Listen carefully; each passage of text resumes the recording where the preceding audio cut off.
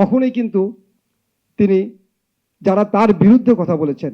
তার বিরুদ্ধচারণও কিন্তু তিনি কখনো করেননি, এবং তিনি কিন্তু অশ্লীল কোনো কথাবার্তা আপনারা তার বক্তব্যে কিন্তু কখনো পাননি।